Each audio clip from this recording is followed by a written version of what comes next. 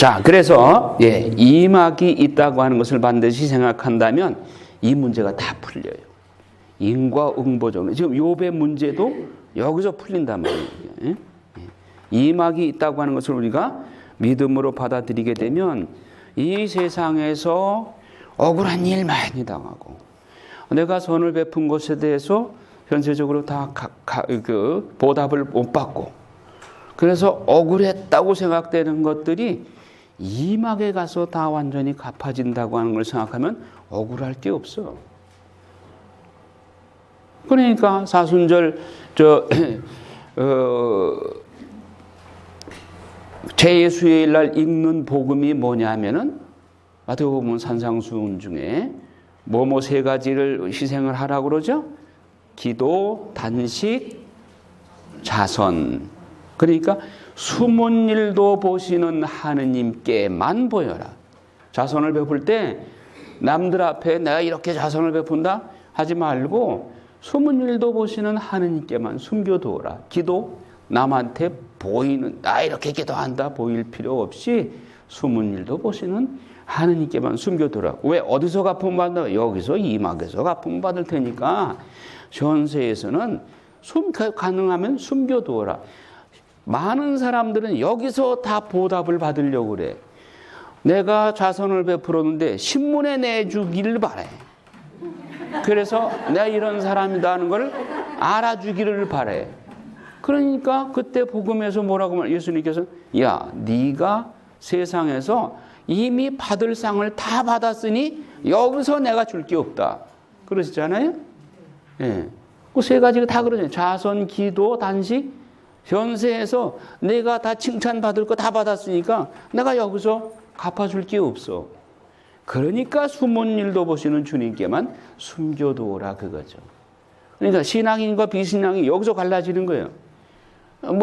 신앙이 있다고 하면서도 현세에서 갚음을 받기를 원하는 사람은 아직 여기 머물러 있는 거예요. 진짜로 여기 이 세상에 대한 확신을 가지고 있는 사람은 되도록이면 자기 선행을 숨기고 자기 기도나 자선을 숨기죠. 왜? 여기서 받으려고. 네. 그러니까 하느님 앞에 말로는 그래. 사람에게 칭찬받기보다 하느님한테 칭찬받는 걸 더 원한다. 그런데 속마음은 아니야. 현세에서부터 내가 베풀었으면 반드시 현세에서 받기를 원하고 안 갚으면 분심해. 섭섭해. 그래서 섭섭마귀가 자꾸 긁어다니지. 여기 가서 상 받으려면 마귀 손으로 끌어내릴 수가 없잖아요. 하느님 편으로 갚버리니까 여기서 못 받고 여기서 받도록 자꾸 분심을 넣어주는 것이죠. 자, 욥의 문제가 바로 이 문제예요. 이막에서 갚음을 받는다는 것에 대한 신뢰, 이것이 문제인 것이죠. 욥은 이미 족장시대이기 때문에 아직 신관에 대해서 또 이런 것이 완전히 드러나질 않은 상태죠. 그러니까 그 당시까지만 해도 인과응보적인 신관, 그것이 지배적이었어요. 그러니까 세 친구들과의 토론 있죠. 그것이 굉장히 길게 계속됩니다. 그것이 3라운드까지 계속돼요. 그러니까 엘빌초, 엘리파스, 그 다음에 빌닷, 그리고 초바르, 이 세 사람이 차례로 등장하면서 욥을 공격해요. 욥은 차례로 그 사람들한테 다 답변을 하는데 이게 그냥 나중에는 파김치가 돼버려. 하도 셋이 돌아가면서 들이치니까 3, 3은 9, 9번이요. 9번 공격을 하는데 9번 욥이 답변하다 보니까 나중엔 그냥 그러기 상태야. 그러기 상태. 그러나 하느님은 그들 대화 중에 조금씩 여명을 비춰줘요. 그러니까 지금 욥이 얼마나 지금 고통 중에 있는가. 사탄이 욥을 집요하게 들이치는데 그것도 1단계 재산을 치죠. 그 어마어마한 재산들 가지고. 자, 욥의 재산 다시 한번 외워볼까요? 양 몇 마리? 7,000마리. 그 다음에 낙타가 3,000마리. 그 다음에 겨릿소가 500, 예, 500마리. 그 다음에 암나귀가 500마리. 예? 정도 많고. 그런데 지난번에 궁금했던 거 있죠? 욥의 아내가 도망갔을까? 그거 다시 한번 봅시다. 욥의 아내 어떻게 됐는가?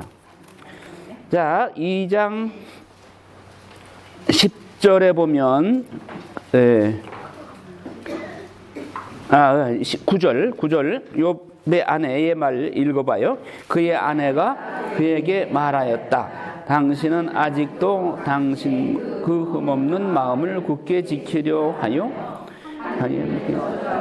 저거 보내요. 그러자 욥이 그 여자에게 말하였다. 당신은 미련한 여자들처럼 말하는구려. 우리가 하느님에게서 좋은 것을 받는다면 나쁜 것도 받아야 하지 않겠소?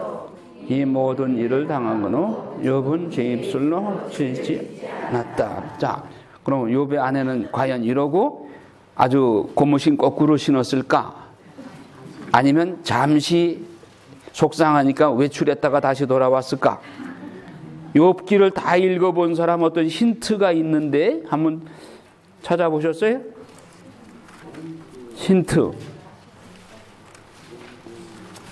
힌트가 두 군데 있다고 나는 생각해요. 여러분들 어떻게? 네? 한번.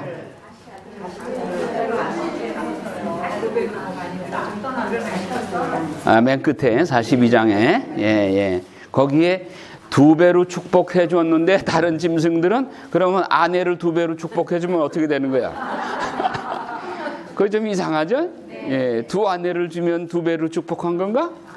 이 남자들은 뭐 그렇게 생각하는지 모르지만 그건 아닌 것 같아. 자, 그 다음에 욥기 19장 17절 한번 보세요.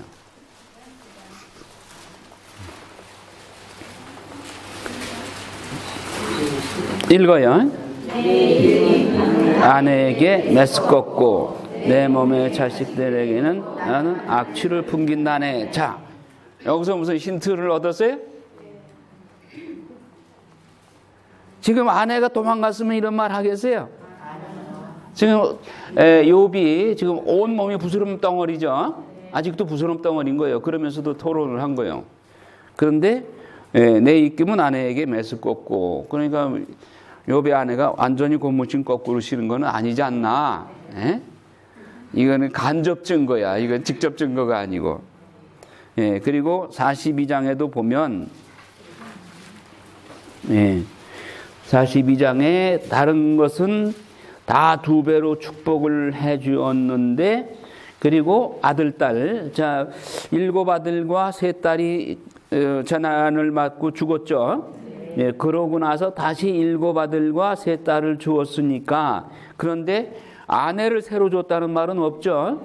예, 그러니까 아내가 잠깐 너무 속상하니까 이제 외출했다가 마음을 진정시키고 다시 돌아온 거라고 보아야 되지 않겠나.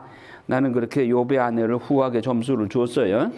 네, 그러나 뭐 이게 주제는 아니니까 그 정도라 하고 넘어갑시다. 자, 욥이 지금 재산 다 잃었죠. 그 다음에 정말 그 가족들 잃었죠. 그 다음에 자기 몸에 지금 부스럼이 나고 온 몸이 지금 가려워가지고 잠을 잘 수 없는 지경까지 이르게 되니까 친구들이 찾아와서도 할 말을 잊어. 이래 동안 밤낮으로 땅바닥에 그냥 가만히 앉아서 멀거니 바라보고만 하지 말을 할 수가 없어. 그때 욥이 3장에 욥의 독백 뭘 합니까? 생일을 저주합니다. 야, 성경에 생일을 저주한 사람이 2 사람이 있다고 그랬죠. 하나는 예레미야, 하나는 욥인데, 그 사람들 신덕이 부족해서 그거 아니에요. 예, 오죽하면 이렇게 욥같이 그렇게 신덕 있는 사람들, 1단계에 자기 재산을 쳤을 때 욥이 얼마나 멋지게 신앙을 드러냈어요. 이 모든 일을 당하고도 알몸으로 어머니 배에서 나온 이 몸 알몸으로 그리로 돌아가리라. 주님께서 주셨다가 주님께서 가져가시니 주님의 이름은 찬미 받아서 대단한 신앙입니다. 우리 많은 사람들이 이 정도 되면은 다 하나님께 항의하고 고무신 거꾸로 실 가능성이 높죠. 예. 그리고 자기 몸이 이렇게 부스럼 덩어리가 됐어도 이 모든 일을 당하고도 욥은 제 입술로 죄를 짓지 않았다. 오히려 아내를 달래고 이럴 정도로 신앙이 깊은 사람이죠. 그러나 3장에 가서는 더 이상 견딜 수가 없어서 제 생일을 저주합니다. 이게 인간의 한계예요. 3장 욥의 그 독백 같이 읽어봅시다. 차라리 없어져 버려라. 내가 태어난 날 사내 아이를 베었다 하고 말하던 밤 그날은 차라리 암흑이 되어 버리고 위에서 하나님께서 찾지 않으시고 빛이 밝혀주지도 말았으면 어둠과 암흑이 그날을 차지하여 구름이 그 위로 내려앉고 일식이 그날을 소스라치게 하였으면 그 밤은 흑암이 저같이 느달에도 끼지 말고 혈수에도 들지 말았으면 정령 그 밤은 불임의 밤이 되어 환호소리 하였으면 날에다 술법을 부리는 자들 레비아탄을 깨우는데 능숙한 자들은 그 밤을 저주하라. 그 밤은 새벽별들도 어둠으로 남아 빛을 기다려도 부질없고 여명의 햇살을 보지도 말았으며 그 밤이 내 모태의 문을 닫지 않아 내 눈에서 고통을 감추지 못하였구나. 어찌하여 내가 태중에서 죽지 않았던가. 어찌하여 내가 모태에서 나올 때 숨지지 않았던가. 어째서 무릎은 나를 받아내던가. 젖은 데 있어서 내가 바랐던가. 나 지금 누워 쉬고 있을 터인데 잠들어 안식을 누리고 있을 터인데. 예, 거기까지만. 자, 여기에서 자기가 태어난 밤을 지금 저주하고 있죠. 8절에 그 밤을 저주하여라. 그 밤은 새벽 별들도 어둠으로 남아 빛을 기다려도 부질없고 여명의 햇살을 보지도 말았으면. 자, 욥기가 이렇게 캄캄한 어두운 밤으로 시작합니다. 그런데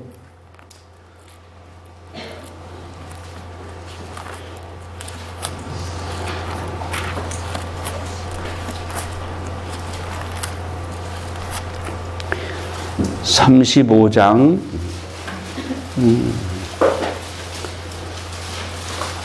9절부터 읽어요. 35장 9절. 과중한 억압 때문에 울부짖고 강자들의 폭력 때문에 부르짖으면서도 아무도 말하지 않습니다. 나를 만드신 하느님께서는 어디 계신가? 밤에도 노래 부르게 하시는 분, 우리를 들의 짐승보다 더 많이 깨우치시고 하늘의 새보다 슬기롭게 해주시는 분께서 어디 계신가? 예. 자, 여기서는 밤에 노래를 하라고 시키신다고 그러죠? 예. 이걸 좀 대응시켜 보란 말이에요. 인간은 밤중에 밤을 저주하고 있는데 하느님께서는 밤에도 노래를 부르게 하신다.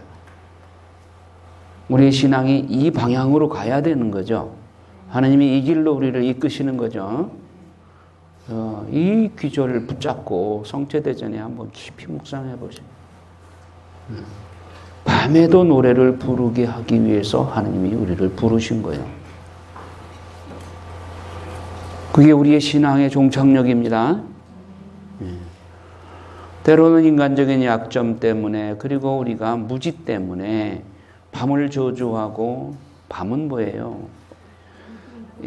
십자가의 성 요한이 어두운 밤을 썼잖아. 응? 어두운 밤.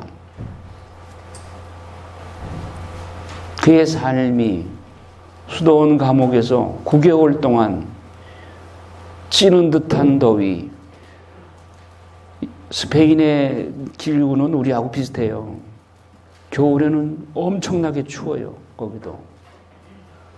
그럼 겨울의 추위와 9개월이라는 기간이 추위, 더위를 다 거치죠. 1년이 안 됐다고 해서 못 거치는 게 아니라 찜통 더위와 추위를 다 겪은 거예요. 그 감옥에서, 수도원 감옥에서. 깡통 하나 넣어놓고 거기서 대소변 보라고 그러고 빵 한 조각 넣어주고 그렇게 고개를 거기서 지내고, 놀라운 것은 거기서 영적 찬가, 스피리추얼 칸티클, 영적 찬가를 썼어. 어두운 밤의 노래예요. 그래서 십자가의 성요한을 영성의 대가, 교회의 영성의 대가로 이렇게 칭송을 하죠. 자, 어두운 밤, 이 밤을 저주하는 인간 본성에서 밤에도 노래를 부르게 하시는 하느님이시란 말이에요. 그래서 3장 20절부터 다시 또 왜 하느님께서는 생명을 주시는가 이제 계속 됩니다. 자, 25절에 보면 두려워 떨던 것이 나에게 닥치고 무서워하던 것이 나에게 들이쳐 나는 편치 않고 쉬지도 못하며 안식을 누리지도 못하고 혼란하기만 하구나.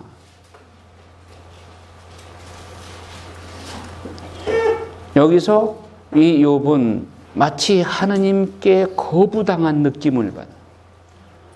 예수님께서 골고타 십자가상에서 가상칠언 중에 나의 하느님 어찌하여 나를 버리셨나이까 같은 맥락에서 하느님으로부터 거부당한 그런 느낌을, 그런 고독을 맛보고 있습니다. 그리고 욥이 아직까지 의지했던 하느님 신과는 무엇이냐? 하느님은 내게 축복 주시는 분. 욥은 그동안 신앙적으로도 자기 나름대로 열심히 살았고 하느님이 인정하는 의인이었어요. 그러니까 하느님께서 그동안 당신 품에 안고 축복을 해주셨어. 그러니까 재산도 이렇게 많이 늘어났고 그랬던 거예요. 그러면 욥 안에 형성되어 있는 하느님관, 하느님은 어떤 분이신가? 선에는 축복 주시고 나같이 신앙적으로 열심한 사람에게는 복 주시는 하느님, 이런 신관으로 욥의 머릿속에는 하느님관이 가득 차 있던 거예요. 이게 지금 무너지고 있어요. 갑자기 막 이런 재난이, 쓰나미가 그냥 밀려 닥치니까 두려워 떨던 것이 나에게 닥치고 무서워하던 것이 나에게 들이려 나는 편치 않고 쉬지도 못하고 안식을 누리지 못하고 혼란하기만 하고, 신관이 지금 혼란하기만 하구나. 그럴 때 세 친구들이 찾아와 가지고 3라운드 막 아파컷을 들이칩니다. 엘리파스가 첫째 잠론에서 절망에 빠져있는 욥에게 아파컷을 날려요. 인과응보, 생각해보게.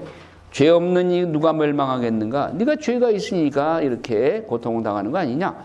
내가 바라는 밭을 갈아 불의를 심은 자와 재앙을 뿌린 자는 그것을 거두기 마련이라네. 인과응보적인 그런 신관인 것이죠.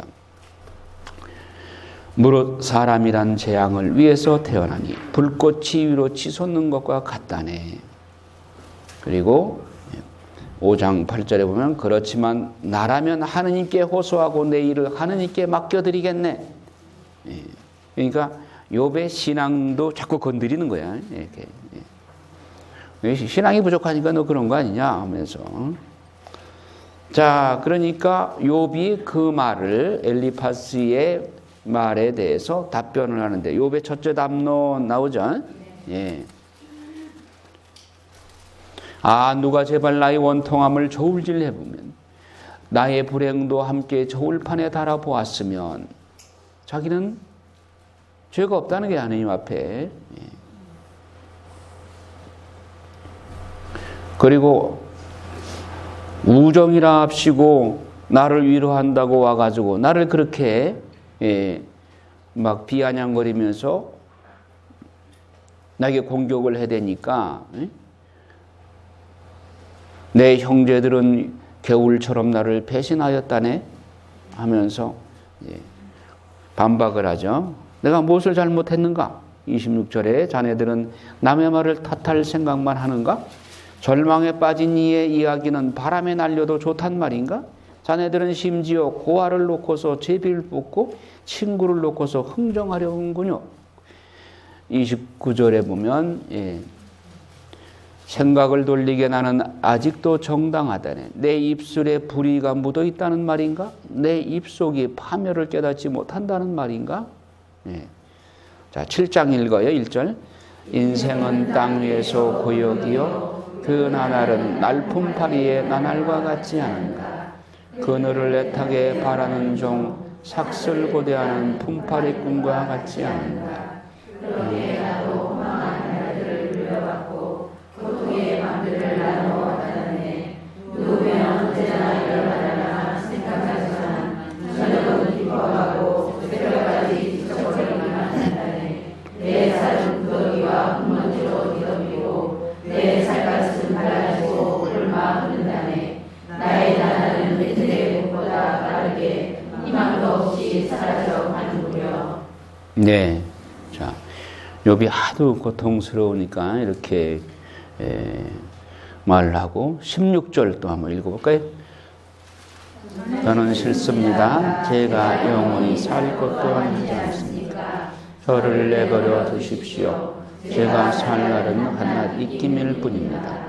사람이 무엇이기에 당신께서는 그를 대단히 여기시고 그에게 마음을 기울이십니까? 아침마다 그를 살피시고 순간마다 그를 시험하십니까? 언제면 제게서 눈을 돌리시렵니까?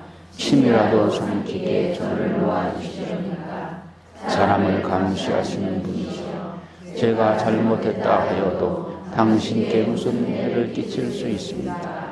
어찌하여 저를 당신의 반역으로 삼으셨습니까? 어찌하여 제가 당신께 짐이 되었습니까? 어찌하여 저희 죄를 용서하지 않으십니까? 네. 이제 제발 좀 나를 내버려 달라는 거예요. 하도 고통스러우니까 당신이 나를 쥐고 계시는데 날 좀 제발 좀 내버려 두십시오. 네, 우리가 하도 고통스러울 때 그런 생각도 들 때가 있죠. 예.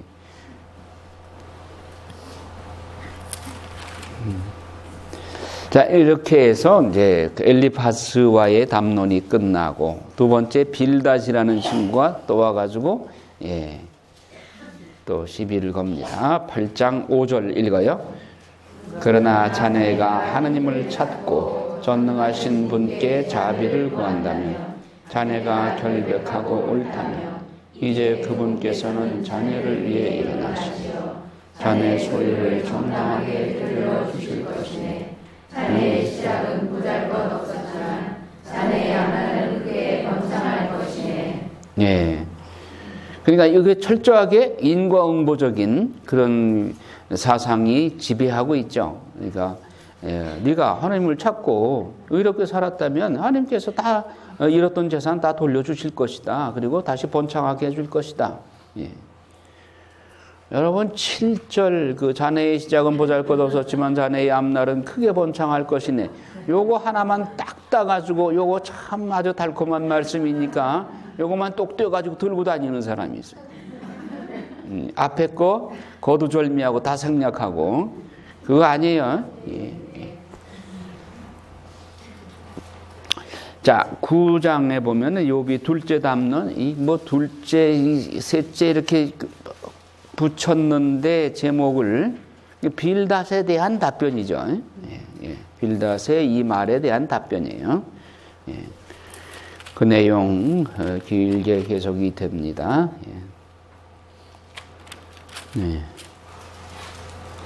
10장 20절에 보면 여기도 이제 욥이 하도 괴로우니까 저를 내버려 두십시오. 이제 살 날이 조금밖에 없지 않습니까?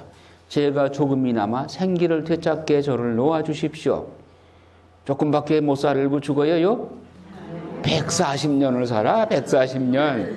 이거 자기 생각이지. 하도 괴로우니까 내가 이제 얼마 있으면 죽을 텐데 왜 이렇게 나를 모질게 고통만 주십니까? 욥아 이놈아, 내가 너를 140년을 살게 해줄 거다. 하나님은 이게 미소 짓고 계신 거죠. 예. 그 다음에 또 초바르라고 하는 사람이 와가지고 또 이제 욥을 또 강탈을 해요. 뭐 이거 역시 그 계속해서 인과응보적인, 네가 잘못이 없다면 왜 이렇게 고통이 닥치겠느냐 그거죠. 그러니까 욥이 셋째 담론, 이것은 초바르에 대한 욥의 그 반박이죠. 욥이 말을 받아서 경험의 증언, 또 절대 통치자의 하느님, 또 욥의 항변과 결심 나옵니다. 그러니까 숨어 계신 하느님께 올리는 탄원 13장 20절부터 읽어볼까요? 그러면 당신 앞에서 숨지 않아도 되겠습니다. 당신의 손을 제게서 멀리 치우시고 당신에 대한 공포가 저를 덮치지 않게 해주십시오. 그러시고는 부르십시오. 제가 대답하겠습니다. 아니면 제가 아뢰겠으니 저에게 대답해 주십시오. 얼마나 많습니까? 저희 죄와 허물이, 저희 악행과 죄를 저에게 알려주십시오. 어찌하여 당신의 얼굴을 감추십니까? 어찌하여 저를 당신의 원수로 여기십니까?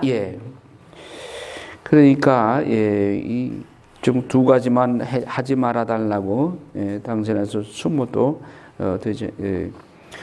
그래서 당신의 손을 저기서 멀리 치우시고 당신에 대한 공포가 저를 덮치지 않게 해주십시오. 얼마나 괴로우면 이렇게 몸부림치면서 이렇게 고통을 호소하겠어요.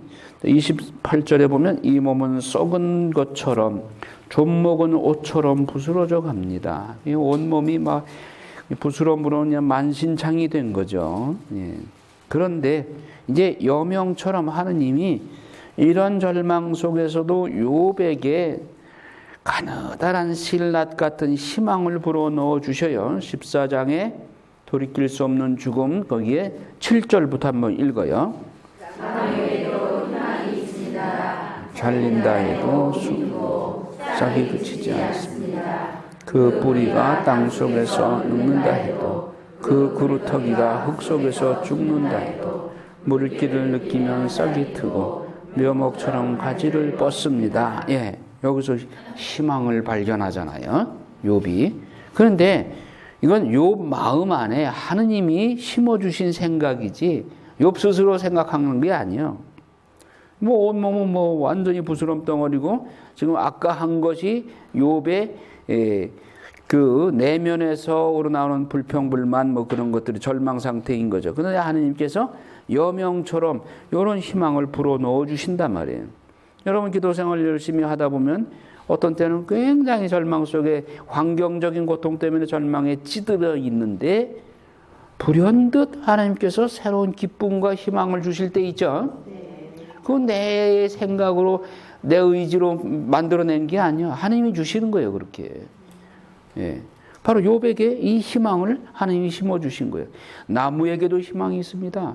겨울나무 죽은 것처럼 하지만은 이제 2월 중순경만 넘어가면 새로운 움이 나와요. 나무 색깔이 변해. 파릇파릇하게 이제 살아있다는 것이 이렇게 파릇파릇하게 빛깔부터 변해요. 잘린다 해도 움이 트고 싹이 그치지 않습니다. 그 뿌리가 땅 속에서 늙는다 해도, 그 그루터기가 흙 속에서 죽는다 해도 물기를 느끼면 싹이 트고 묘목처럼 가지를 뻗습니다. 욥이 지금 완전히 이제 절망 속에서도 이런 새로운 희망을 하나님이 불어넣어 주시는 겁니다. 19절에도 보면 당신께서는 사람의 희망을 꺾으십니다. 그를 완전히 제압하시니 그는 떠나갑니다. 그의 얼굴을 일그러뜨리신 채 내쫓으십니다. 그의 아들들이 영광을 누려도 그는 알지 못하고 그들이 비천하게 되어도 깨닫지 못합니다. 다만 그의 몸은 자기의 아픔만을 느끼고 그의 영은 자신만을 애통해합니다. 이 욥이 자기 안에서 느끼는 절망 상태인 거죠. 아까는 하느님이 주신 희망이고. 자, 15장에 보면 엘리파스의 둘째 담론, 엘리파스가 두 번째 와가지고 또 이제 욥한테 공격을 해야 되는 거예요. 결백하지 못한 인간이다. 욥한테 악인의 운명, 너는 악인이니까 이런 운명에 처할 것이다. 살살 약 올리는 거죠. 16장에 욥의 넷째 담론, 욥이 그에 대한 반박으로 쓸모없는 위로자들, 너희들 말이야 나한테 와가지고 위로한답시고 맨 나한테 공격만 해야 되는데 너 뭐 그런 위로 나 필요 없다. 하느님의 관역이 된 몸, 예. 그리고 하늘에 계신 증인. 그러나 너희들은 나한테 아무 위로가 안 되는데 내가 이러니 저러니 해도 내 증인은 하늘에 계시다. 그러니까 욥이 막 발버둥을 쳐도 그래도 의지할 곳은 하나님밖에 없다 이거예요. 땅이여 내 피를 덮지 말아다오 내 부르짖음이 쉴 곳도 나타내지 말아다오. 지금도 나의 증인은 하늘에 계시네 나의 보증인은 저 높은 곳에 계시네. 내 친구들이 나를 빈정거리니 나는 하느님을 향하여 눈물 짓는다네. 그러니까 친구들이 와서 괴롭히니까 이 세상에서는 의지할 것이 없어. 그러니까 아이고 하늘밖에는 쳐다볼 게 없어. 이게 광야죠. 광야에 뭐 좌우상하 볼 게 뭐가 있어. 아무것도 없잖아요. 그래서 광야에서 40년 동안 하늘만 쳐다보게 훈련시켰잖아요. 그래서 워십을 훈련시켰듯이 욥도 주변에서 아무런 정 붙일 것이 아무것도 없는 거예요. 이제는 하늘만 쳐다볼 수밖에 없다. 17장에 보면 제 영은 산산이 부서지고 제 수명은 다해가니 저에게 남은 것은 무덤뿐 진정 제 둘레에는 비웃음만 있으니 제 눈은 그들의 적대 행위를 지켜볼 뿐입니다. 그리고 이 비참한 모습을 보고 있으니까 사람들이 웃음거리가 돼버렸어. 내가 부자일 때는 와서 굽실굽실 대면서 내 덕을 보는 사람이 많았는데 이제 모든 재산 다 잃었죠. 가족 다 잃었죠. 비참한 상태에서 부스럼을 긁고 앉아있죠. 그러니까 일가 친척 그리고 이웃들로 다 떠나 사람들이 웃음거리가 됐어. 빌닷의 두 번째 담론 역시 욥에 대한 비난, 악인의 운명 하면서 자꾸 겁주는 얘기나 하고 고통을 주죠. 욥이 거기에 대한 답변을 합니다. 자네들은 언제까지나 나를 그렇게 비아냥거리려나? 원수가 되어버리는 하느님. 자, 7절부터 읽어요. 폭력이야 소리쳐도 대답이 없고 호소해 보아도 법이 없다. 내가 지날 수 있게 그러기 위해서 내 길에 담을 쌓으시고 내 앞길에 어둠을 깔아놓으셨네. 나에게서 명예를 빼앗으시고 내 머리에 관을 치워버리셨다네. 사방에서 내를 때려 부수시니 나는 죽어가네. 그분께서 나의 희망을 나무처럼 뽑아버리셨다네. 내 나를 당신의 원수처럼 여기시니 그분의 내가 함께 몰려와 나를 치려고 길을 닫고 내 천막 둘레에 진을 쳤다네. 네, 그러니까 욥의 비참한 상황을 이렇게 설명하고 있죠. 소외와 고통, 이 소외될 수밖에 없죠. 그래서 13절부터 또 읽어볼까요? 내 형제들은 내게서 멀어지고 내 친구들은 남이 되어버렸네. 친구들은 집안 식객들은 나를 잊었으며 계집종들은 나를 낯선 자로 여기니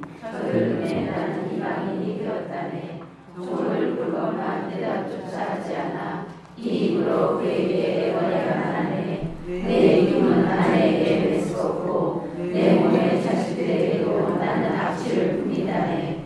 어린 것들조차 나를 없이 여기고 내가 일어서려고 해도 나를 보고 변해버리네. 내게 가까운 동아리도 보고 나를 역겨워하고 내가 사랑하는 자들도 내게 눈을 이루며 내 뼈는 사라지게 달라붙고 나는 겨우 잇몸으로 연명한다네. 여보게 나의 것들이여 날 불쌍히 여기나 불쌍히 여기나 하느님의 손이 나를 치셨다네. 자네들은 어찌하여 하느님처럼 나를 몰아붙이는가. 내 살덩이만으로 생각하지 않느냐. 네,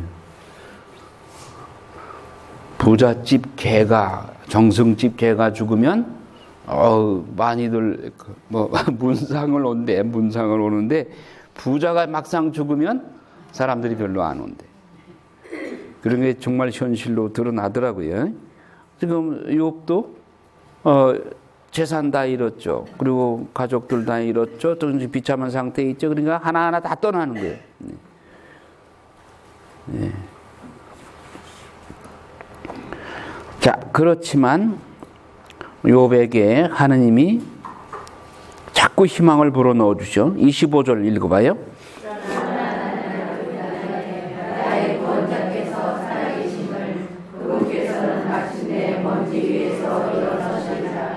내 살갗이 이토록 벗겨진 뒤에라도 이내 몸으로 나는 하느님을 보리라. 내가 기어이 뵙고자 하는 내 눈은 바른 이가 아니라 바로 그분을 보리라. 속에서 내 간장이 녹아내리는구나. 자, 이 내용을 언제 독서로 읽어요? 장례미사 때 독서로. 그러니까 그 죽은 시체가 욥하고 지금 마찬가지예요. 이 부스럼 덩어리에 뭐 시체나 다름없죠. 그런 비참한 상태에 있는 것처럼, 예, 살려고 바둥대다가 결국 죽은 그 시신, 잠볼거리, 그렇죠. 예.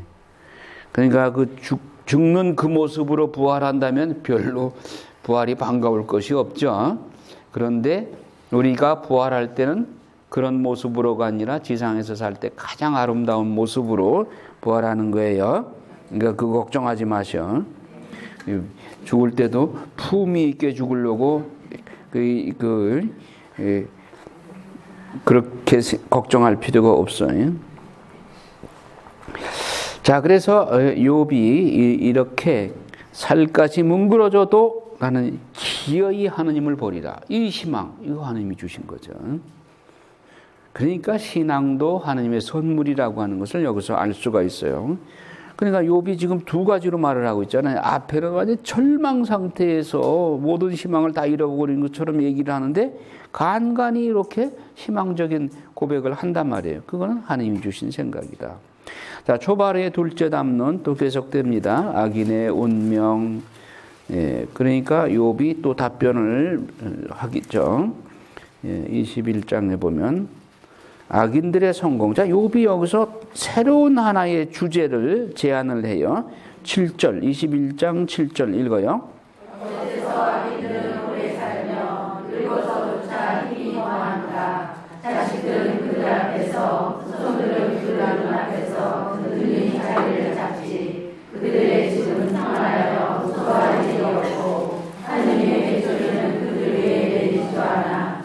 그들의 주소는 영영없이 하고 그들의 암소는 유산하는 일 없이 새끼를 낳지. 아이들을 약대처럼 풀어놓으면 그 어린 것들이 마구 뛰어논다네. 총구가 귓가에 맞춰 목청도 두고 피리 소리에 두려워하며 행복 속에 나날을 보내다가 하나님이 저승으로 내려간다네. 네, 자, 욥이 자기는 의인이라고 생각했는데 자기는 이렇게 비참한 상태로 돼 있는데 그런 눈으로 바라보니까 세상에는 악인들이 성공하는 경우가 많더라. 욥의 깨달음이에요. 욥이 항상 하나님의 품에서 축복만 받았으면 이게 안 보였어. 욥이 스스로 의인이 고통 중에 있을 때 악인들 중에는 그렇게 부귀영화를 누리는 사람이 있구나 하는 것이 발견된 거예요. 그래서 벌받지 않는 악인들, 마찬가지로 악인들이 왜 하나님의 축복을 받는가? 여기에 새로운 질문을 던지는 거예요. 그러면 욥을 통해서 하나님은 이런 현세 일막에서의 불공평성 이런 것들을 문제 제기를 하는 거예요. 그리고 나중에 답을 주는 거죠. 자, 22장에 엘리파스의 셋째 담론. 엘리파스 역시 뭐 욥의 죄악이 어쩌고 저쩌고 인과응보적인 그런 논리를 펴니다. 예. 또 욥이 또 답변을 합니다. 23장에 뭐 이거 일곱째 담론이라고 그랬는데 이게 몇 번째 그 엘리파스의 담론에 대한 답변 뭐 이렇게 해서 또 쉽게 알아볼 텐데 일곱째라는 말이 무슨 의미가 있는가 좀 그래요. 자, 23장에 보면 이제 하느님의 부재 2절부터 한번 읽어볼까요? 오늘도 나의 탄식은 쓰러져 그분을 어디에서 찾을 수 있는지 알기만 하면 그분의 거처까지 찾아가련만 그분 앞에 소성물을 펼쳐놓고 내 입을 변론으로 가득 채우련만한 8절 읽어요. 그런데 동력으로 가도 그분께서는 계시지 않고 선역으로 가도 그분을 찾아낼 수가 없구려. 북녘에서 일하신 하건만 내쓰지 않으시고 서로 주셨나 하건만 배울 수가 없구려. 네. 자, 여러분들 하느님 부재 체험 해보셨어요? 네. 여러분 이 세상에서 고통, 가장 큰 고통이 무슨 고통이에요?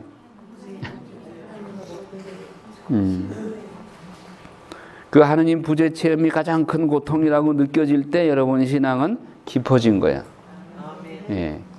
여러분 그 루이사 피카레타가 가장 고통스러운 게 하느님 부재 체험이에요.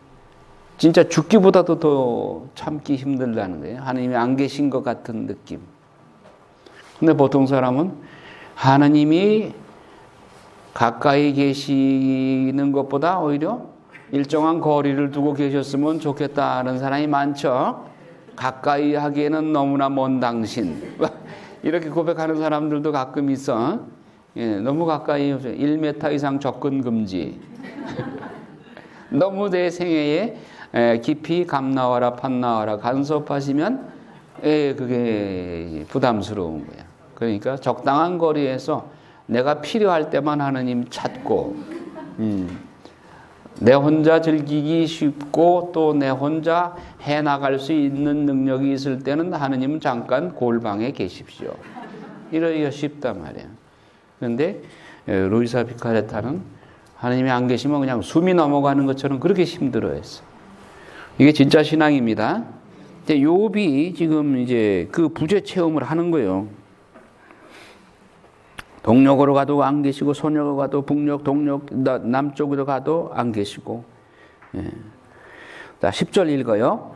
그분께서는 내 길을 알고 계시니 나를 시금해 보시면 내가 순금으로 나오련만 내 발은 그분의 발자취를 놓치지 않았고 나는 그분의 길을 비켜 비끄러하지 않으니 그분 입술에서 나온 계명을 벗어나지 않았고 내 결정보다 그분 입에서 나온 말씀을 더 순종히 통하네. 그러나 그분은 유일하신 분 누가 그분을 만일 수 있으리요. 예. 자, 여기 하느님 부재체험, 하느님을 찾는 이유가 자기가 의로운 사람이 나를 좀 제대로 좀 알아달라 그거예요. 그러니까 동기가 그렇게 순수한 동기는 아니에요. 아직 걸러져야 할 부분이에요. 이 부분이. 예. 하느님 부재 체험이 정말 루이사 피카레타처럼 당신 없으면 나는 숨 넘어가겠습니다. 숨도 못 쉬겠습니다. 그런 순수한 마음이 아니라 제발 내 의 좀 내가 의롭다는 걸 좀 인정 좀 해달라고 욥이 찾는 하느님은 바로 그것 때문에 찾는 거예요 지금. 그러니까 아직 동기가 순화되지 않았죠. 자, 그 다음에 빌닷의 셋째 담론 25장 봅니다. 하느님의 통치권에 대해서 얘기하고 욥이 이제 그 말을 받아서 8번째 담론을 합니다. 빌닷에게 대한 대답, 그리고 하느님의 초월성, 그리고 욥이 계속해서 말을 이어서 하는데, 자, 무고선언이 나옵니다. 27장 2절 읽어요. 나의 내 영을 쓰라리게 하신 전능하신 분께서 살아계시는 한, 나에게 목숨이 붙어있는 한, 하느님의 손이 내 코에 있는 한, 맹세코 내 입술은 호의를 말하지 않고 내 혀는 거짓을 이야기하지 않으리라. 나는 결단코 정직이 정당하다고 인정할 수 없네. 죽기까지 나의 흠없음을 포기하지 않겠네. 나의 정당함을 움켜쥐고 놓지 않으며 내 양심은 내 생의 어떤 날도 부끄러워하지 않으리라. 네. 자, 소위 내가 죽기까지 나의 흠없음을 포기하지 않겠네. 이게 뭐예요? 자기의의 바벨탑. 그렇게 한번 제목을 붙여봐요. 자기의의 바벨탑. 바벨탑은 무너져야 돼요? 그래서 있어야 돼요? 무너져야 돼요. 내가 의롭다고 하는 거, 내가 끝까지 포기하지 않겠다. 욥의 이 바벨탑. 이게 무너져야 돼요. 이게 무너지도록 하기 위해서 하느님께서 지금 작정을 하고 욥을 훈련시키는 거죠.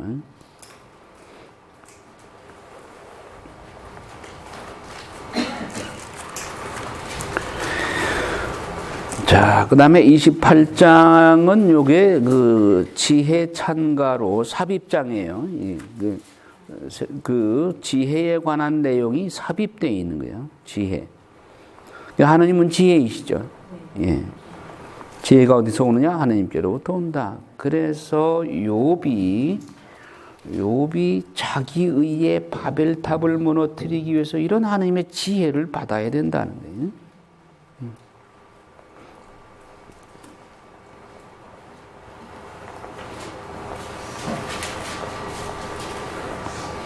그래서 그 28장 28절에 보면 그러고서는 사람에게 말씀하셨네. 보아라, 주님을 경외함이 곧 지혜이며 악을 피함이 슬기다. 예.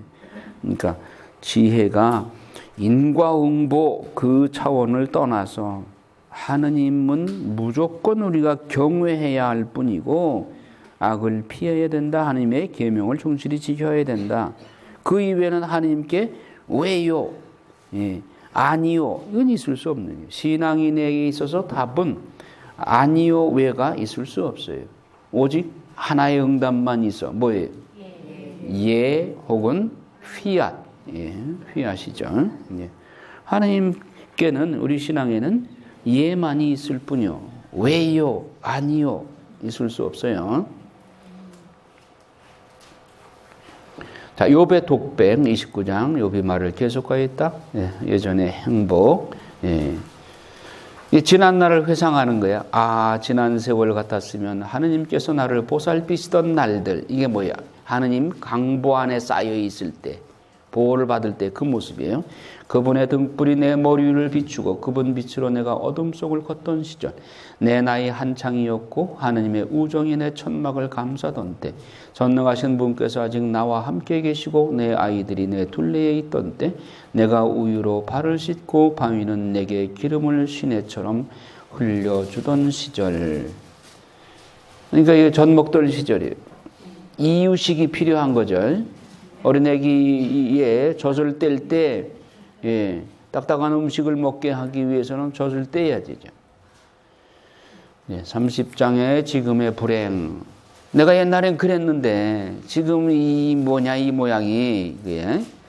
그러나 이제는 나를 비웃네. 나보다 나이 어린 자들이 나는 그 아비들을 내 양떼를 지키는 개들과도 안치려 하지 않았던 터인데 그들에게서 혈기가 빠져나가 버렸는데 그들 손의 힘이 나에게 무슨 소용이 있으랴 하면서 예전에는 내가 거들떠보지도 않았던 친구들이 나를 비웃고 비아냥거린다 그거죠. 자, 31장의 무고선언 2 읽어요. 나는 내 눈과 계약을 맺었는데 어찌 젊은 여자에게 눈길을 보내리요. 위에 하느님에게서 오는 몫이 무엇이고 높은 곳에 전능하신 분에게서 오는 상속재산이 무엇인가. 불의한 자에게는 환난, 나쁜 짓 하는 자들에게는 재난이 아닌가. 그분께서 내 길을 보시고 내 발걸음을 낱낱이 세지 않으셨는가. 내가 만일 거짓 속에 걸어왔고 남을 속이려고 내 발이 서둘렀다면 나를 바른 좋을 판에 그러면 하느님께서 내가 흠없음을 알게 되실 것이니 만일 내 발걸음이 길에서 벗어나고 내 마음이 눈을 따라다녔다면 내 손에 얼룩이 묻어있다면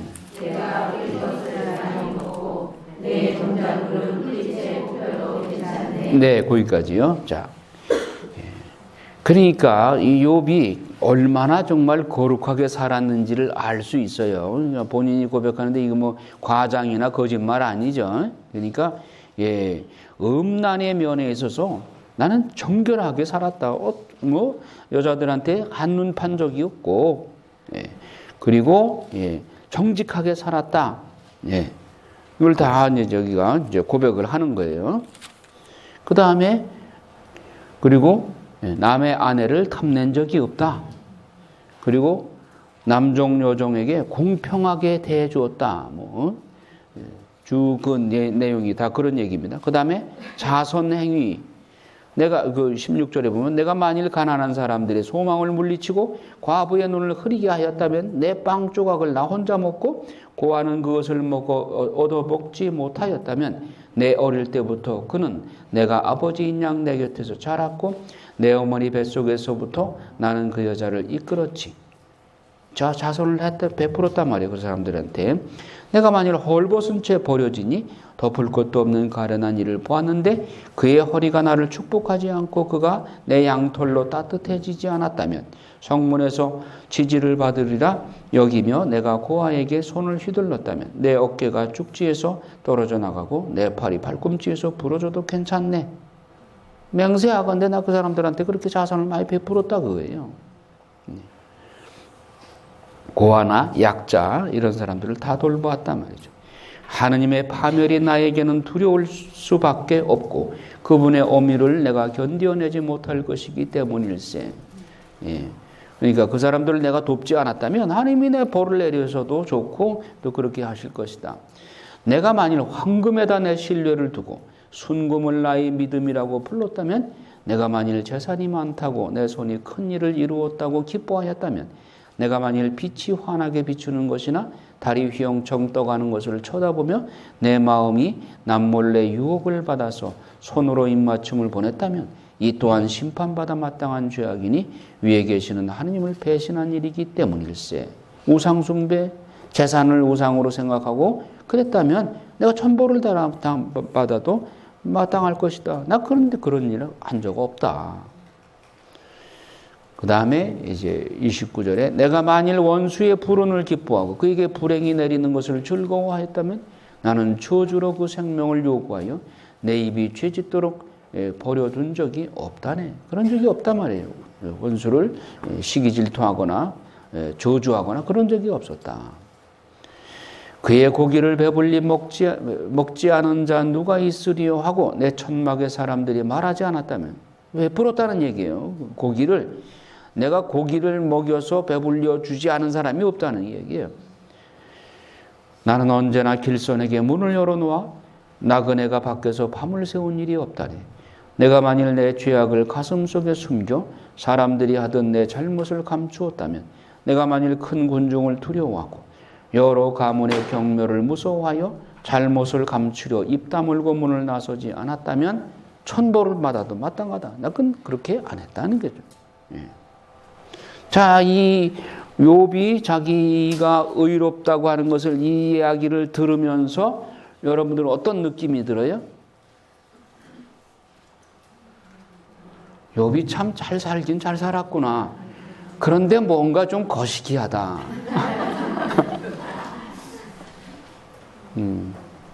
자기 의를 자랑하는 거, 그거 그렇죠.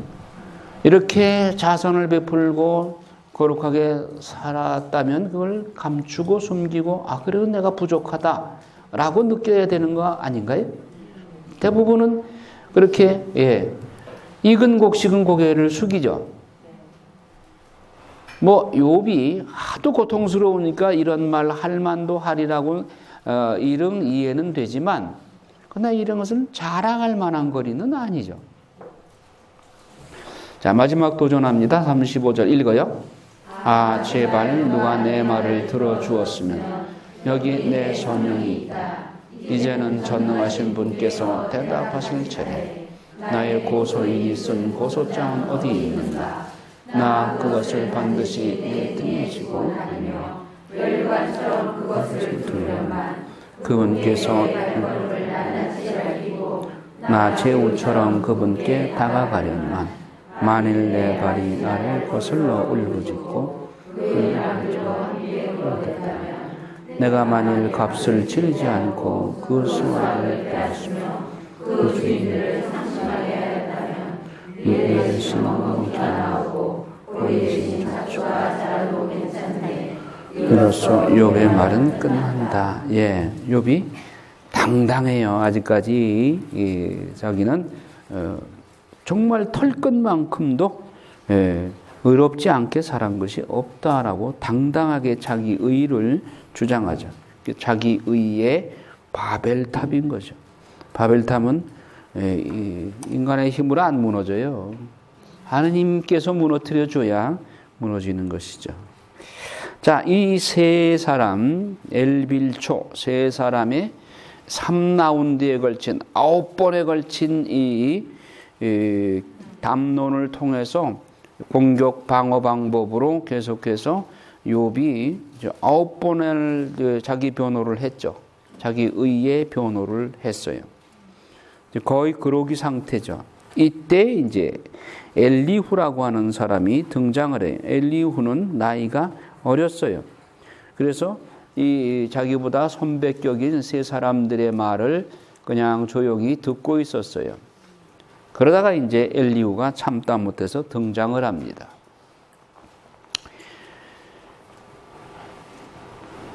그래서 엘리후의 연설 내용은 길게 이제 계속되는데 여기에는 하느님께서 개입을 하셔요. 그래서 엘리후의 담론 내용 중에는 인과응보적인 그런 카테고리 안에만 갇혀 있는 것이 아니라 거기를 뛰어넘는 그런 여명이 비치게 돼요. 그래서 나중에 하느님께서 욥의 친구들을 책망을 하시죠. 책망을 하시고 너희들이 제사를 바쳐라. 그래야 너희들이 욥이 너희들을 위해서 제사를 바치고 용서를 빌 때 너희들이 용서받을 수 있다. 그런데 거기에 엘리후는 빠져 있어. 엘리후는 거기에 들어가지 않았죠. 그렇다면 엘리후는 앞에 세 친구들하고는 조금 다른 성격을 가지고 있는. 물론 엘리후도 뭐 100% 잘한 거 하느님 마음에 흡족하게 잘한 건 아닌데 그러나 엘리후 안에는 그래도 성령께서 역사하셔서 그에게 인과응보적인 그 신관 거기 그 카테고리를 뛰어넘는 그런 지혜가 몇 군데 이렇게 발견이 돼요. 방향을 하느님께서. 그러니까 하느님은 창세기 50장 20절에 요셉이 형들의 그 잘못에 대해서는 분명히 그것은 잘못이다. 그러나 하느님은 그 잘못들, 죄들 안에서도 선을 이끌어내시는 분이시다. 악 속에서도 선을 이끌어내시는 분이시다. 이것이 역사의 일대 법칙이죠. 하느님은 인간의 자유의지 남용으로 불행한 사건들이 벌어지지만 그러한 불행한 사건 속에서도 하느님은 선을 끄집어내셔. 끌어내셔. 그러니까 하느님께서는 지금 욥 안에서도 욥의 이 바벨탑을 무너뜨리는 이 과정에서도 친구들과의 담론을 통해서도 하느님은 욥을 그 바벨탑을 무너뜨리는 작업을 하셔요. 이 안에서. 그리고 엘리후를 통해서 점차적으로 인과응보적인 카테고리를 초월하는 그런 방향으로 이끌고 가셔요. 자, 엘리후가 등장했어요. 그래서 하느님께서는 사람에게 고난을 주시기도 하는데 이것은 그들의 영혼에 생명의 빛을 주시기 위함이다. 예, 엘리후의 담론 중에 가장 중요한 내용이 33장 29절에서 30절. 이거 외우셔. 33장 29절에서 30절. 읽어요. 자, 이 모두 하느님께서 하시는 일, 사람에게 2번, 3번 그렇게 해주시니 그의 목숨을 구렁에서 되돌리시고 그를 생명의 빛으로 비추시려는 것입니다. 네. 그러니까 하느님께서 이 하시는 일들이 욥이 지금 막 불평하고 지금 숨 막히는 그런 고통을 호소하는데 그런 일들을 하시는 주관하시는 하느님께서 그의 목숨을 구렁에서 즉 죽음의 구렁텅이에서 되돌리시고 어디로? 생명회로. 그를 생명의 빛으로 비추시려는 것입니다. 즉 의인의 고난은 곧 영원한 생명을 주기 위한 것이다. 네, 이것이 욥기 어떻게 보면 전체적인 어떤 그 뭐라고 그럴까 활용점정 그림 용 그림에다가 눈을 박아줌으로써 생명이 살아나듯이 욥기 전체의 하나의 핵심 그 내용이라고 할 수 있죠. 자, 엘리후가 이제 뭐 첫째 담론 지혜와 연륜 그리고 욥에게 맞서서 욥의 잘못을 지적합니다. 그러니까 요새 욥의 잘못을 지적하는 것은 앞에 세 친구들하고 뭐 거의 비슷하게 하는데, 자 33장 8절에 보면 그렇지만 당신은 제 귀에다가 이야기하시어 저는 당신의 말소리를 들었습니다. 나는 결백하여 잘못이 없고 순결하여 죄가 없다네. 그런데도 그분께서는 내게서 구실을 찾아내시어 나를 당신의 원수로 여기시네. 내 발에 착고를 채우시고 나의 길을 모두 지켜보시네. 저는 이 점에서 당신이 옳지 못하다고 생각합니다. 이제 엘리후가 하는 말이에요. 하느님께서는 사람보다 위대하십니다. 어찌하여 당신은 그분과 싸우십니까? 그분께서 사람의 말에 낱낱이 대답하시지 않기 때문입니까? 그러니까 하느님을 나와 동격으로 놓고 나와 토론하는 그런 상대로 볼 것이 아니다. 하느님께 우리가 왜요? 이럴 수 없다는 거예요. 오직 하느님이 주신 것은 무엇이든 예로 받아들일 수밖에 없어요. 알아듣든 못 알아듣든. 이게 엘리후의 논조일 뿐만 아니라 우리 신앙의 본질이죠. 하나님께 왜 그러냐고 질문할 수 없어. 여러분, 물건을 만든 사람과 만들어진 물건이 나 왜 이렇게 만들었느냐고 그럴 수 있어요? 밥그릇을 만들었는데 나 성작이 되고 싶었는데 왜 밥그릇으로 만들어줬냐 그럴 수 있어요? 그럼 어떻게 해요? 여러분 같으면 깨트려 버리지. 그런데 하느님은 깨트려 버리지는 않으셔. 고난을 통해서 그걸 깨닫게 해주시지. 그러니까 하느님과 우리의 관계가 소위 세상 말로 해서 맞짱 뜨는 관계가 아니란 말이에요. 하느님이 주신 거는 알아듣든 못 알아듣든 예밖에 있을 수가 없어요. 그러니까 하느님한테 따지고 들지 말라는 얘기예요. 자, 그래서 엘리후가 둘째 담론도 마찬가지입니다. 욥의 오류에 대해서 지적합니다. 34장 5절에 보면 욥은 이렇게 말하였습니다. 나는 죄가 없는데 하느님께서 내 권리를 박탈하셨네. 올바른데도 나는 거짓말쟁이가 되고 잘못이 없는데도 화살 맞은 내 상처는 아물지 않네. 이렇게 욥이 말했다. 그걸 이제 엘리후가 비판하는 거예요. 비고기를 물 마시듯 하는 욥과 같은 사람이 어디 있습니까? 날카롭게 지적하죠. 이거 완전히 그냥 치명타야. 그냥 완전히 아파카트를 날려버려서 욥은 지금 여기서 기절해버려요. 전능하신 분의 정의에 대해서 10절 읽어요. 그러나 하느님께서는 결단코 악을 행하지 않으시고 전능하신 분께서는 불의를 저지르지 않으시니라. 그분께서는 사람에게 그 행실대로 계약하시고 인간을 그 일에 따라 대하십니다. 참으로 하느님께서는 악을 행하지 않으시고 전능하신 분께서는 올바른 것을 왜곡하지 않으십니다. 누가 그분께 세상을 맡겼습니까? 누가 오늘을 세웠습니까? 당신의 영을 들으시고 당신의 힘을 불어주시면 모든 육체는 다 죽어가고 사람은 띠끌로 돌아간답니다. 네, 그러니까 하느님의 창조주로서의 권위를 세워주는 말을 하죠. 그리고 의로운 통치. 그들이 모두 그분 손의 작품이 아닙니까? 맞죠? 작품이 어떻게 제작자에게 왜 이렇게 만들었느냐고 말할 수 있느냐 그거죠. 그리고 하느님께는 22절 나쁜 짓 하는 자들이 숨을 수 있는 어떤 어둠도 어떤 암흑도 없습니다.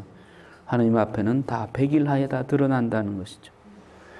욥이 또 반항을 합니다. 31절에 보면 누가 하느님께 이렇게 말씀드린다고 합시다. 제가 잘못했습니다. 다시는 과오를 범하지 않겠습니다. 제가 보지 못하는 것을 당신께서 가르쳐 주십시오.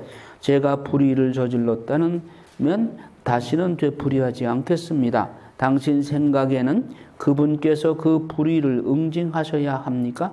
당신이 단순히 그를 싫어하기 때문에 당신이 선택하셔야 합니다. 제가 아닙니다. 무엇을 알고 계십니까? 말씀해 보십시오. 지각 있는 사람들은 저에게 말할 것입니다. 제 말을 들은 지혜로운 사람도 마찬가지입니다. 욥은 알지도 못하면서 말하는데 그의 말은 현명하지 못해.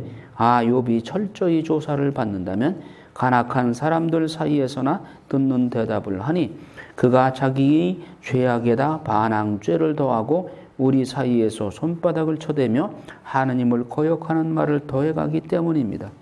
아주 이 엘리후는 날카롭게 욥을 공격해요. 이러다간 욥이 그냥 죽겠어. 너무 그냥 날카롭게 욥을 엘리후의 말은 맞아요. 맞는 말이죠. 맞는 말인데 욥이 지금 너무 지금 안 그래도 그러기 상태인데 그냥 막 넘어진 욥에다가 그냥 얼굴에다 난타를 가하는 거예요. 지금 이러다간 죽겠어. 그러니까 하나님이 지금 애처로 못 보겠는 거예요.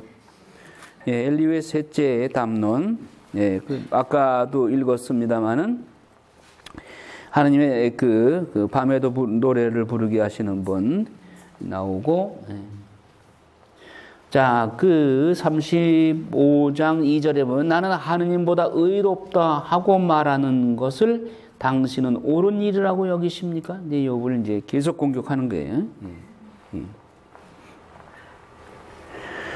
자, 그래서 9절에 과중한 억압 때문에 울부짖고 강자들의 폭력 때문에 부르짖으면서도 아무도 말하지 않습니다. 나를 만드신 하느님께서는 어디 계신가? 밤에도 노래 부르게 하시는 분, 우리를 들의 짐승보다 더 많이 깨우치시고 하늘의 새보다 슬기롭게 해주시는 분께서는 어디 계신가?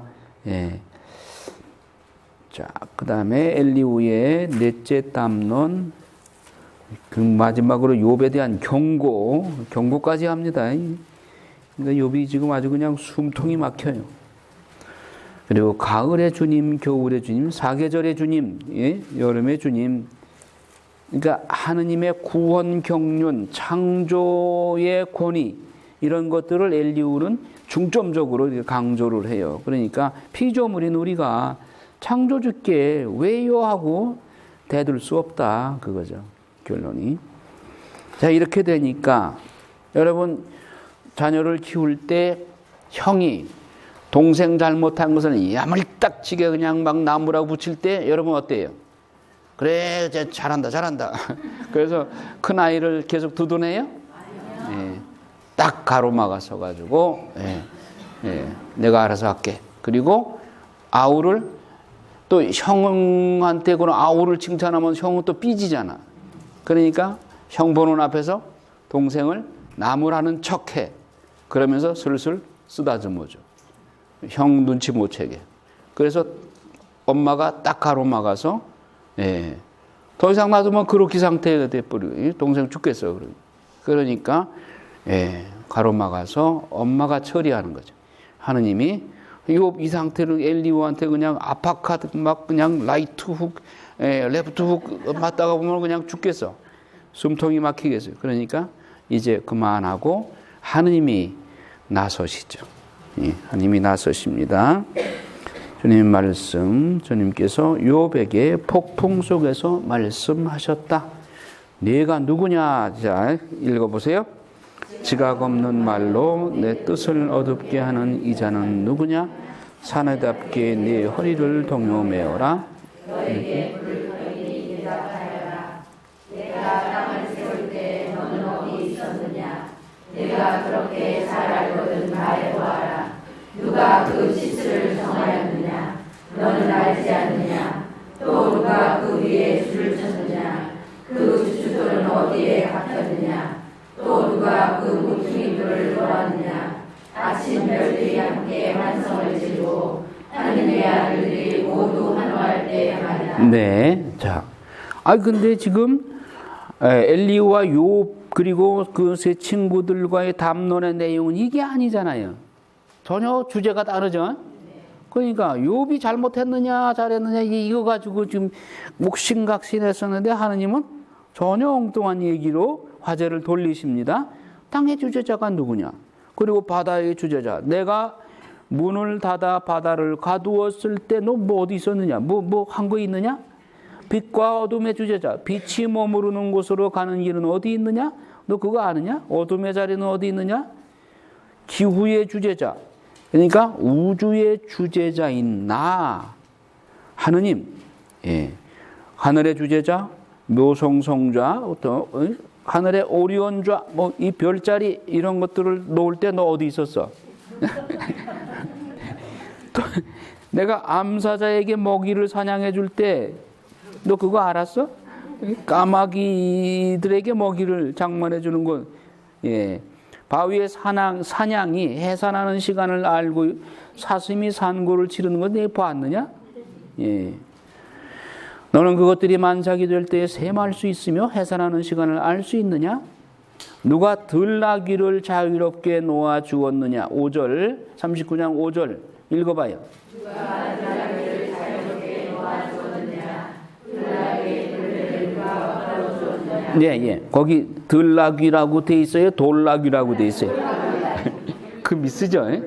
여러분, 이거 미스를, 인거를 그 CCK에다가 보내주면 여러분 상 받아. 오자 이런 거 골라가지고 그동안 가르쳐 준 거 여러 개 있죠? 그 보내주면은, 수정할 그 무슨, 세계적으로 유명한 그 엔사이클로피디아, 백과사전, 그런 거에서는 공모를 해요. 오자 하나라도 발견하면 만불 상을 준다, 뭐 그런 거 있어요. 우리나라에 그거 하는지, 성경 그거 하는지 모르겠는데, 이거 적어서 보내라고. 자, 그래서 이제 들소, 타조는 좀 그 머리가 둔하대. 타조가 날개를 즐겁게 부독된다고 과연 그것이 황새의 기시며 털이 될 수 있느냐?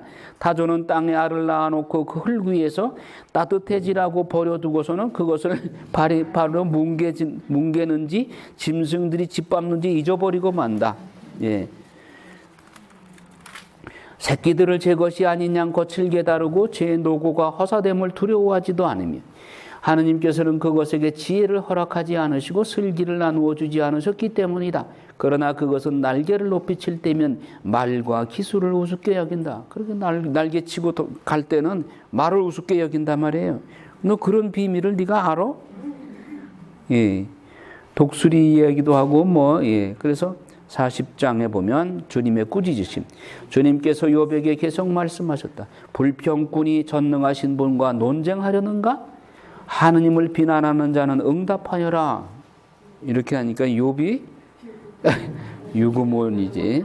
3절 읽어요. 그러자 욥이 주님께 대답하였다. 저는 보잘것없는 당신께 뭐라 대답하겠습니까? 손을 제 입에 갖다 댈 뿐입니다. 한 번 말씀드렸으니 대답하지 않겠습니다.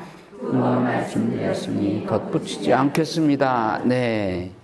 자, 세 친구와 엘리후한테 막 아파컷, 라이트 훅, 레프트 훅을 얻어맞을 때는 숨통이 막혀가지고 열리느니 뚜껑만 열렸었는데 여기서는 하느님의 말씀 한마디 일장연설 창조세계의 이 우주의 주제자로서 말씀을 하시니까 유구무오냐. 그런데 숨은 쉴 수 있겠어 지금. 숨통은 터졌어. 이제 숨은 쉬겠어. 자, 7절 주님께서 또 말씀하십니다. 읽어요. 사내답게 허리를 동여매어 너에게 물을 토이니 대답하느라. 내가 나의 공의마저 깨뜨리려느냐? 너 자신을 정당화하려고 나를 단죄하려느냐? 내가 하느님 같은 팔을 지녔으며 그와 같은 소리로 천둥 칠 수 있느냐? 존귀와 어미로 꾸미고 존엄과 영화로 옷을 입어라. 너희 그 격렬한 분노를 쏟아부어라. 교만한 자는 누구든 성표 그를 낮추어라. 교만한 자는 누구든지 성표 그를 악인들은 그 자리에서 짓밟아 보아라. 그들을 모두 흙 속에 숨기고 숨긴 곳에서 그의 얼굴을 엉켜놓고 그러면 나도 너를 인정하리니 너의 오른손이 너를 도할 수 있기 때문이다. 자, 여기서 하느님이 너에게 물을 테니 대답해보라. 네가 나의 공의마저 깨뜨리려느냐? 너 자신을 정당화하려고 나를 단죄하려느냐? 자, 하느님이 욥에게 이런 고통을 주었는데 욥이 나는 부당하다. 나는 의롭다. 그러면 누가 잘못됐다는 얘기예요? 하느님이 잘못됐다는 거예요. 이거 하느님의 공의를 깨뜨리는 거예요. 하느님 보고 잘못됐다는 거예요. 자기가 옳고 하느님이 잘못됐다는 거예요. 자신을 정당화하려고 나를 단죄하렸느냐? 이거는 안 되는 거죠. 그러니까 자기가 무고 선언을 했잖아. 나는 죄 없다고 그랬잖아요. 예.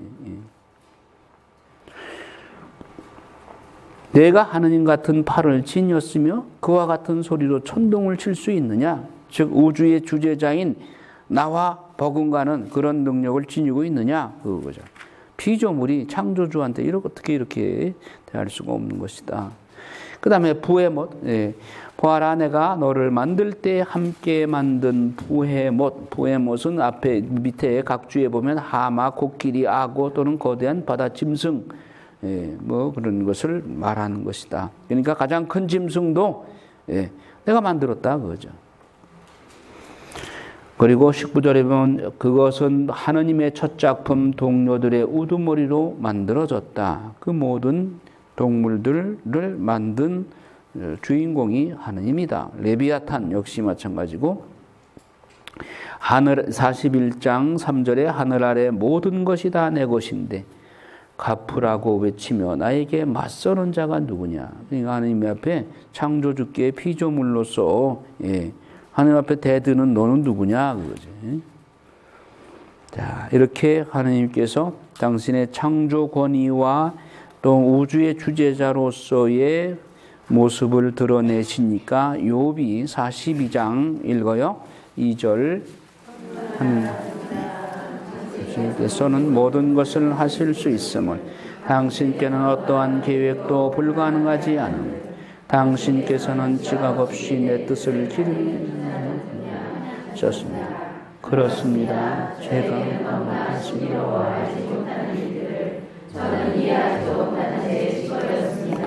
당신께서는 이제 들어라 내가 말하겠다. 너에게 물을 터이니 대답하여라 하셨습니다.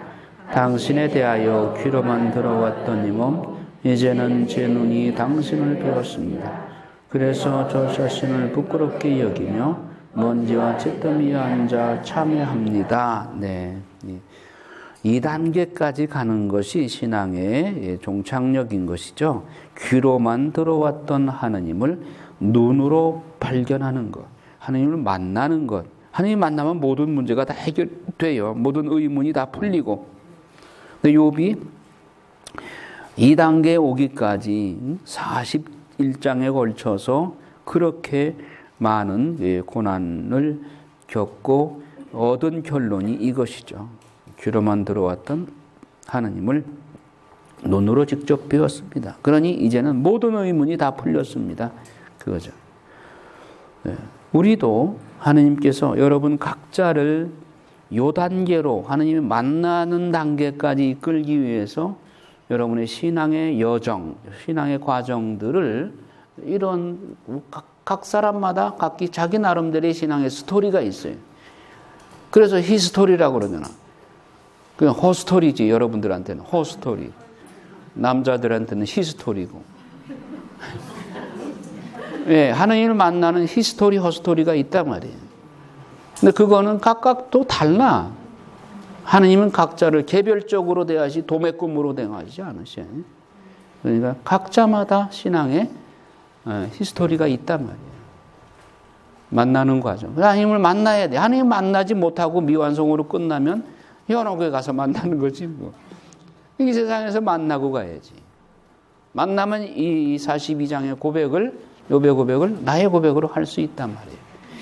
예, 나머지 이야기는 오후에 하기라고 3종기도 하겠습니다. 성부와